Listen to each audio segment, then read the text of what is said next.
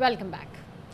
आगाज़ में बात करेंगे, सुप्रीम कोर्ट ने नैब तरामीम की वजह से ख़त्म होने वाले नैब केसेस का रिकॉर्ड तलब कर लिया है। अदालत ने कहा कि नैब तरामीम के बाद कौन कौन से मुकदमात मुतल्लिका फोरम पर भेजे गए, रिकॉर्ड पेश करें। चीफ जस्टिस उमर अता बंदयाल ने कहा कि नैब तरामीम की वजह से कोई बरी नहीं हो रहा, बल्कि केसेस मुंतकिल हो रहे हैं। नैब तरामीम सुप्रीम कोर्ट में चैलेंज हैं, अभी अदालत ने फैसला करना है। चीफ जस्टिस के इस्तफसार पर नैब ने कहा कि एहतसाब अदालतों से वापस आने वाले मुकदमात के लिए नज़रसानी कमेटी कायम है, जो केसेस मुतालिका फोरम भेज रही है। चीफ जस्टिस ने पिछले 6 माह में दूसरे फोरम पर भेजे गए केसेस का रिकॉर्ड तलब कर लिया। मुस्लिम लीग नून में इख्तलाफात, शाहिद खाकान अब्बासी ने सीनियर नायब सदर के ओहदे से इस्तीफा दे दिया। ज़राए का कहना है कि शाहिद खाकान मरियम नवाज को सीनियर नायब सदर और चीफ ऑर्गेनाइजर बनाने से खुश नहीं थे। इस्तीफा शहबाज शरीफ को मिल गया। शाहिद खाकान अब्बासी ने गुज़िश्ता दिनों मरियम नवाज और पार्टी में मौरूसियत पर खुलकर ख्यालात का इजहार किया था।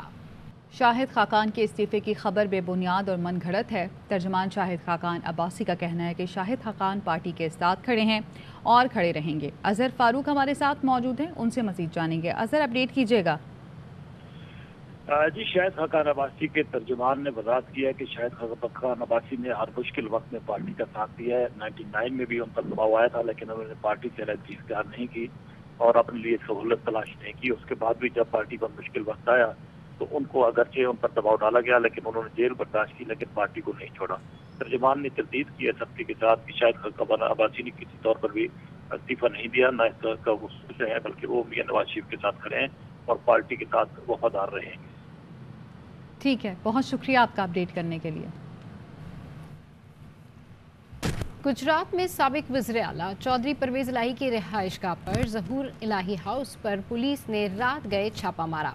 भारी नफरी ने रात भर रिहाइशगाह को घेरे में लिए रखा। सुबह सवेरे एहलकार सीढ़ी लगाकर रिहाइशगाह में अंदर उतर गए, तलाशी भी ली, पूछगछ की, मुलाजमीन को हिरासा किया। परवेज इलाही खानदान के किसी फर्द को ना पाकर पुलिस चली गई, जबकि परवेज इलाही कहते हैं कि हुकूमत हमें पकड़ने के बजाय दहशतगर्दों को पकड़े।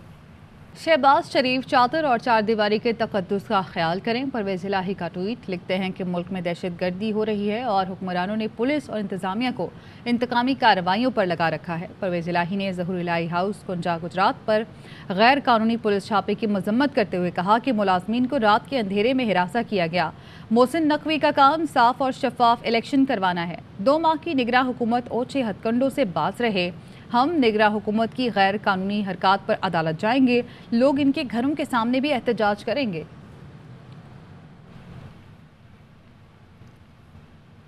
तर्जुमान इलेक्शन कमीशन ने केपी में आम इंतखाबात के लिए गवर्नर से तारीख मिलने की तरदीद कर दी।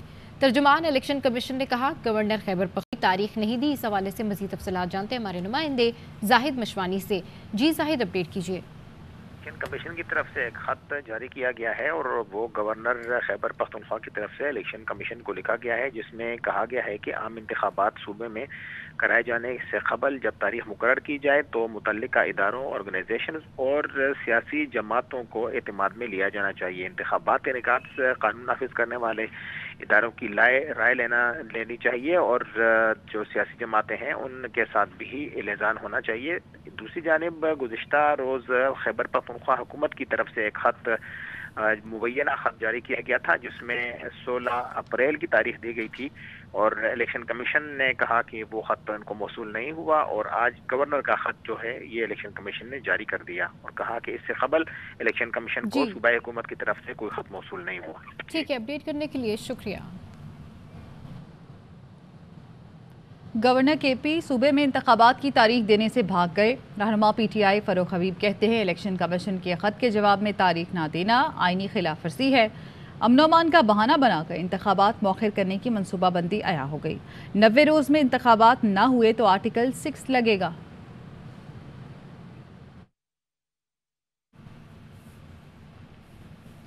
जस्टिस फाइज ईसा के सुप्रीम कोर्ट में ज़ेर समाअत जमानत के एक केस में पेशावर खुदकुश हमले पर रिमार्क्स। जस्टिस फाइज ईसा ने कहा, दहशतगर्दों से कब तक डरेंगे। इस हवाले से बात करने के लिए हमारे साथ मौजूद है राजा मोहसिन। जी, अपडेट कीजिए। सुप्रीम कोर्ट ऑफ पाकिस्तान ने एक जमानत केस के दौरान जस्टिस काजी फाइज ईसा की जानिब से اہم ریمارکس سامنے آئے ہیں. یہ ریمارکس پشاور خودکش حملے کے حوالے سے ہیں. جسٹس قاضی فائز عیسیٰ نے اپنے ریمارکس میں یہ کہا ہے کہ دہشت گردوں سے کب تک ڈریں گے. کہا جاتا ہے دہشت گردوں کو یہ دو وہ دو, کبھی کہا جاتا ہے کہ دہشت گردوں سے مذاکرات کرو. اس دوران ریاست کہاں ہے؟ دہشت گردوں سے مذاکرات کیوں کیے جا رہے ہیں؟ آج دہشت گرد 2 بندے ماریں گے تو کل کو 5 ماریں گے. انہوں نے اپنے ریمارکس میں یہ بھی کہا کہ پتہ نہیں ہم کس معاشرے میں رہ رہے ہیں. ایک جج نے دہشت گردی کے واقعے پر رپورٹ دی, اس کو ردی کی ٹوکری میں پھینک دیا گیا. جسٹس قاضی فائز عیسیٰ نے اپنے ریمارکس میں یہ بھی کہا کہ لمبی داڑھی رکھنے سے بندہ مسلمان یا اچھا انسان نہیں بن جاتا. ہمارے ایک جج کو مار دیا گیا, کسی کو پرواہ ہی نہیں ہے. یہ جو ریمارکس ہیں جسٹس قاضی فائز عیسیٰ کی جانب سے یہ ضمانت کے کیس کے دوران دیے گئے ہیں. ٹھیک ہے, اپڈیٹ کرنے کے لیے شکریہ. ثانیہ, پشاور کے بعد فضا سوگوار پولیس لائنز کی مسجد میں خودکش دھماکے میں شہداء کی تعداد 100 ہو گئی. ترجمان لیڈی ریڈنگ اسپتال کے مطابق 53 مریض زیر علاج ہیں, 7 زخمی ICU میں ہیں. دوسری جانب واقعے کی تحقیقات جاری ہیں. تحقیقاتی ادارے آج مبینہ طور پر ملوث خودکش حملہ آور کے اعضاء DNA کے لیے بھجوائیں گے. بم ڈسپوزل یونٹ نے سینٹرل پولیس آفس کو رپورٹ ارسال کر دی ہے. رپورٹ کے مطابق دھماکے میں اب تک بال بیرنگ نہیں ملے ہیں. زیادہ نقصان چھت گرنے سے ہوا. جائے وقوع پر کوئی گڑھے کے شواہد بھی نہیں ملے. ملبہ ہٹنے کے بعد مزید شواہد اکٹھے کیے جائیں گے.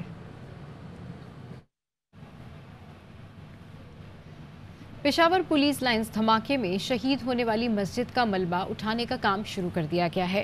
پولیس لائنز کے داخلی راستے پر سیکیورٹی سخت کر کے اضافی نفری تعینات کر دی گئی ہے. مزید جانتے ہیں ہمارے نمائندے عدنان طارق سے. جی عدنان, اپڈیٹ کیجیے. لائن کے اندر اس مسجد کے پاس موجود ہوں جو بنا دہشت گردی کا نشانہ. جو اندر والی مسجد ہے یہاں پر نماز کے لیے جو ہے اس ملبے کو ہٹایا جا رہا ہے تاکہ نماز ظہر تک جو ہے مسجد کو جو ہے مکمل طور پر جو ہے وہ صاف کر دیا جائے. SSP آپریشن ہے اس وقت جائے وقوع پہ. مسجد کا وہ حصہ ہے جو کہ کولیپس ہو گیا تھا, اس کو تھوڑا سا احتیاط کے ساتھ اس کے ملبے کو ہٹایا جا رہا ہے. بہت امپورٹنٹ چیز یہ ہے کہ ہمیں کوئی بھی یہاں سے ایویڈنس کی کلیکشن ہو سکے, اور چونکہ اب ریلیف اینڈ ریسکیو جو ہے وہ یہاں پہ ختم ہو چکا ہے تو اس کے بعد اب ہم اس کو پہلے ایک دفعہ کرائم سین یونٹ اور باقی جو دیگر ہمارے تفتیشی ادارے ہیں ان کو بلا کے ایک دفعہ سارے جو شواہد ہیں ان کو اکٹھا کرنا چاہتے ہیں. ایک سیکیورٹی بریچ ہوا ہے, اس کو دوبارہ اثر نو دیکھنے کی ضرورت ہے, تو اس کے لیے اقدامات کیے جا رہے ہیں. اور فل فور جو ہے وہ تمام جو ہماری یونٹس ہیں یہاں پر ان کو یہ کہا گیا ہے کہ ان کے نمائندے جو ہیں وہ ہمارے ساتھ گیٹ پہ موجود ہوں گے, تاکہ جو شخص بھی یہاں پہ پولیس لائن میں داخل ہوتا ہے اور جس بھی یونٹ سے اس کا تعلق ہے اس کی یونٹ کا نمائندہ فرد جو ہے وہ اس کی شناخت کر کے ہمیں بتا سکے. ٹھیک ہے, SSP آپریشن اس وقت موجود ہے. ان کے مطابق بتایا جا رہا ہے کہ پولیس لائن میں جتنے یونٹس ہیں ان تمام کے نمائندے جو ہے مین مرکزی دروازے پہ موجود رہیں گے تاکہ ہر جانے آنے والے کی جو ہے وہ شناخت کا مرحلہ جو ہے وہ آسانی سے مکمل ہو سکے. جی, کہ اس وقت پرائم منسٹر شہباز شریف اجلاس کے بعد اہم پالیسی کے حوالے سے بات کر رہے ہیں. ہمیشہ یاد رکھے گا, یہ کبھی تاریخ اس بات کو بھلا نہیں پائے گی کہ KP کی جو قربانیاں ہیں, مگر اس کے ساتھ ساتھ ان کا جائز مطالبہ, ان کا پوری طرح اس کو پورے پاکستان کے وہاں پر جو لیڈرشپ تھی انہوں نے اس کو سپورٹ کیا. اور نیٹ پروسیڈ جو ہیں جو کیلکولیٹ ہوتی ہیں, صوبوں کا حصہ وفاق کا حصہ تقسیم کرنے سے پہلے 1% ان کو یہ ہم نے دیا, اور وہ سب سے اوپر یہ لکھا تھا, یعنی صوبوں کو جو حصہ جاتا ہے 57.5% اور وفاق کو 42.5%. اس تقسیم سے پہلے جو ٹوٹل انکم ہے پاکستان کی اس کا 1% ان کو دیا گیا 2010 میں یہ, اور آج تک یہ دیا جا رہا ہے.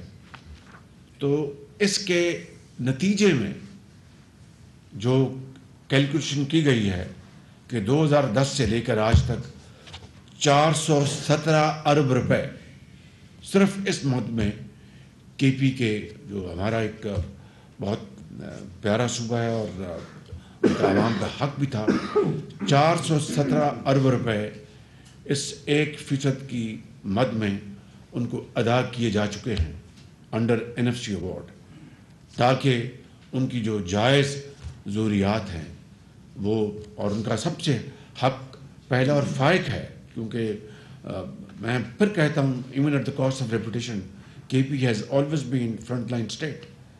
کیونکہ ہمارے جو جغرافیائی صورتحال اور جو دوسرے صورتحال ہے اس کے نتیجے میں ان کی قربانیاں پاکستان کے باقی حصوں کے عوام کے ساتھ بڑی ان کی عظیم قربانیاں ہیں. تو 417 ارب روپے ان کو صرف اس مد میں دیے گئے. سوال یہ پیدا ہوتا ہے کہ یہ آئٹم یہ صرف اور صرف مختص تھی ان کی جو کاؤنٹر ٹیررزم کیپیسٹیز کو کیپیبلٹیز کو بلڈ کرنے کے لیے، چاہے وہ CGD ہے، چاہے وہ سامان خریدنا ہے، چاہے وہ بلٹ پروف ان کی جو ہیں وہ ATCs ہیں، چاہے وہ ایمونیشن ہے، چاہے وہ ٹریننگ ہے، چاہے وہ نئے کارڈرز کو تیار کرنا ہے، ہر لحاظ سے، چاہے وہ انٹیلیجنس کا ادارہ ایک کا اس کو قیام میں لانا ہے، چاہے یعنی پورے KPK کے جو اضلاع ہیں وہاں پر ان کے جو سیٹلائٹس وہ بنانی ہے، یعنی یہ سارا پیسہ اس کے لیے تھا. یہ 417 ارب روپیہ دیا گیا. 417 ارب روپیہ خدا جانے اتنی بڑی اماؤنٹ ہے، یہ کہاں گئی ہے؟ 10 سال PTI وہاں پر حکومت میں رہی، 10 سال. ان کو آج جب وہ یہ کہتے ہیں کہ ہمارے پاس وسائل نہیں ہیں، تو یہ 417 ارب روپیہ کہاں گیا، کہاں استعمال ہوا؟ میں آپ کو، مجھے نہیں پتا کہ یہ تو میرے بھائی سندھ کے چیف منسٹر بتا سکتے ہیں یا بلوچستان کے چیف منسٹر بتا سکتے ہیں. میں اپنے تائیں یہ بات بلا خوف تردید کہہ سکتا ہوں کہ ان 10 سالوں میں وفاق سے ہمیں ایک دھیلا نہیں ہم نے لیا، چاہے وہ میاں نواز شریف صاحب کی گورنمنٹ تھی یا کوئی اور گورنمنٹ تھی. ایک دھیلا نہیں ملا. میں بالکل without any fear of contradiction کہہ سکتا ہوں. اور ہم نے اپنی ذمہ داری ادا کی کہ ہمارے پاس وسائل تھے، ہم نے اس کو لگایا، CGD بنائی. جو بھی اس میں کارکردگی ہے میں اس کی تفصیل نہیں جاننا چاہتا، مگر یہ KP کو کسی اور صوبے کو پیسہ نہیں ملا. اس NFC ایوارڈ صرف KP کو ملا، اس بنیاد پر کہ ان کا حق ہے، ان کے عوام کا حق ہے، ہمیں یہ ان کا ظہور دینا چاہیے. تو چاروں صوبوں نے مل کر KP کو آج 2010 سے لے کر 2023 آج ہے، ان 13 سالوں میں 417 ارب روپے دیے. تقریباً 40 ارب سال کا ملا. اور پھر PTI کی گورنمنٹ میں 10 سال وہ گزارے اور کہیں کہ KP جو ہے یہ دیکھیں، میں یہاں پر کوئی ایک خدا نخواستہ کوئی الزام تراشی نہیں کر رہا، میں فیکٹس کی بنیاد پر بات کر رہا ہوں کہ جب ابھی پیچھے جو واقعات ہوئے کہ جی وفاق سے ہمیں پیسے نہیں مل رہے، کوئی 40 ارب روپے آپ کو اوسطاً سال کا مل رہا ہے. کسی اور صوبے کو 40 ارب چھوڑ کے 40 پیسے نہیں ملے، آپ کو ملے ہیں. آپ کا حق ہے. ہمارا فرض تھا کہ NFC میں اس کو ہم نے ایگری کیا، خوش دلی سے کیا. سب صوبوں نے اپنا اس میں حصہ ڈالا. مجھے یاد ہے پنجاب نے 11 ارب بلوچستان کے لیے دیا اور اس کے لیے علیحدہ دیا باقی صوبوں کے ساتھ. تو پھر آپ کا یہ گلا بنتا ہے کہ 40 ارب سال کو آپ کو مل رہا ہو اور آپ کہیں کہ ہماری CGD جو ہے اس میں کمزوریاں ہیں، اس میں اپنا سامان نہیں ہے، اس میں فلاں نہیں ہے، اس میں بندوقیں نہیں ہیں، اس میں ٹریننگ نہیں کر پا رہے، وہاں پر سیٹلائٹس نہیں بنا پا رہے. یہ میں سمجھتا ہوں کہ یہ ناقابل یقین ہے یہ بات. تو اس لیے میں اس کے اوپر میں نے اس لیے تھوڑا سا وقت لگایا کہ میں آپ کو اس آنریبل ہاؤس کو یہ بتا سکوں کہ حقائق ہے کیا. اور یعنی نیکٹا بنا، CGDs بنی، صوبوں کو پھر کام ہوا، لیکن یہ گلا کرنا KP حکومت کا PTI کا 10 سال کہ یہ ہمارے پاس فنڈز نہیں ہیں، اس سے بڑی میں سمجھتا ہوں کہ اور یعنی حقائق کو مسخ کرنے کی اور کوئی کوشش نہیں ہو سکتی.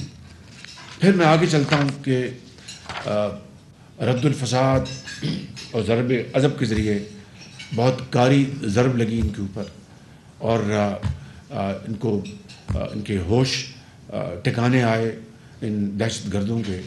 اور اس کی نتیجے میں اس سے پہلے جو شہادتیں ہو چکی میں بیان کر چکا ہوں.